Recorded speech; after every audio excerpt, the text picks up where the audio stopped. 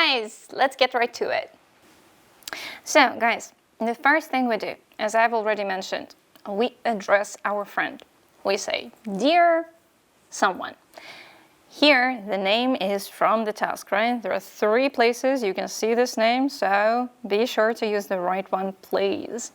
Some other ways that we can address our friend are hello, name, hello, comma, name, or hi, name, or hi, comma, name. Guys, after we address our friend, it is very important to use only a comma. No exclamation points, not a dot, not a full stop, not a nothing, right? A comma. That is very important for us, and we will understand why when we look at assessment criteria. Guys, after we address our friend, on the next line, we need to thank our friend for the email and say that we're glad to get it. So how can we do that? We can say, thanks for your email. Or thanks for your recent email. Thanks for your message. Thanks for writing to me. And then that we're glad to get it. It is great or nice or wonderful to hear from you again. Or I'm always glad to get messages from you. Or I was very glad to hear from you. Or just a simple great to hear from you. Guys, all of these phrases are standard. So you only need to choose one and you can use it anywhere. Okay, after that, next paragraph, we have a connecting phrase plus our answers to our friend's questions. Guys, a connecting phrase is very important to remember. You can't just start answering questions. You need to connect this part of the email to everything that was before. So the general phrase that you can use in any email is let me answer your questions. And then you can start answering questions. If you want to specify, you can also say, in your email, you asked me about. But please be very careful here when you sum up the topic of your friend's questions. Usually they're not only on one topic, right? One question can be on weather, the other on your family, right? And the third one on something else. So if you make a mistake here and say that the topic of your friend's questions is about, I don't know, the weather, when there are 2 questions that are not on that topic, that could lead to a logical mistake. So I recommend using this phrase, let me answer your questions, right? There is nothing specific in it and you can use it absolutely anywhere.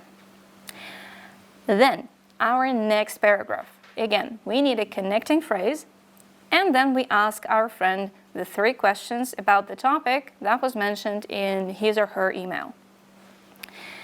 Here, the connecting phrase can also be general, right? In your email, you say that. That is good when the news is neutral. In your email, you say that your Uncle Keith is coming to visit you next week, right? And then you ask your questions about Uncle Keith.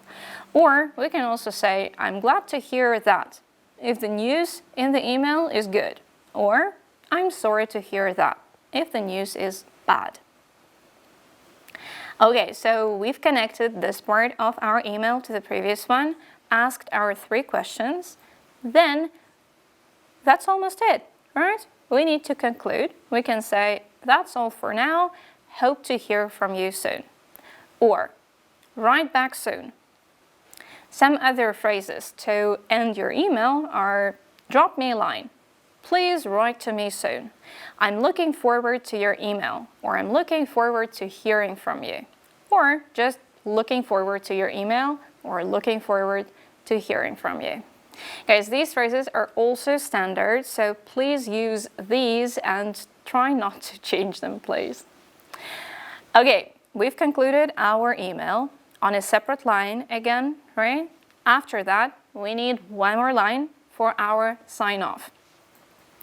There are different sign-offs that we can use, but we have to use informal ones because this is our pen friend, right? Not, I don't know, our boss.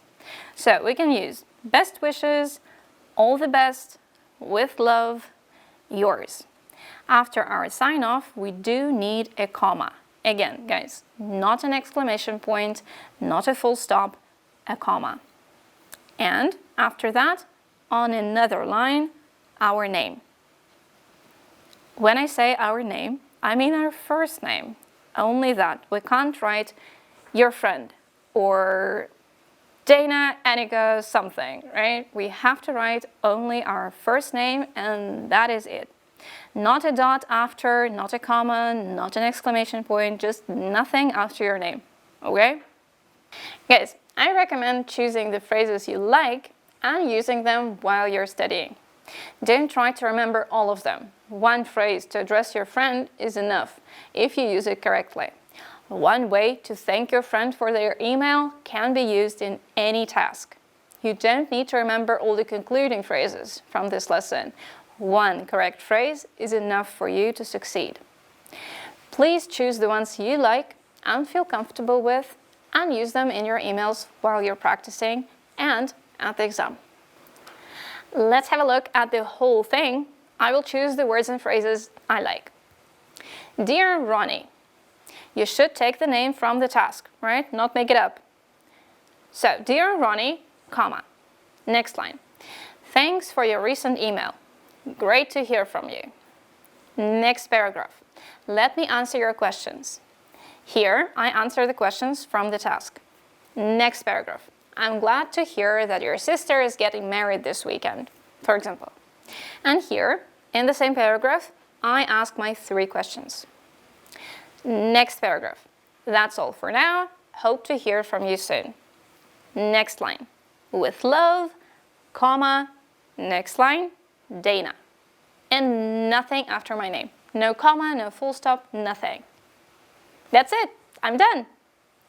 Guys, you will find the template in your scripts, of course, and all the set phrases that you can use in your email.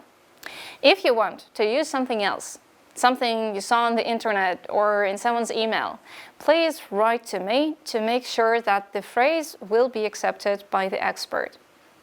The rules on this are pretty strict. We can only use the set phrases that are popular in English-speaking countries, not just anything that sounds okay. All right, whew. I think that's it from me for now. Your turn to shine. Let's see how much you got from this part. Do a couple of exercises and we'll move on.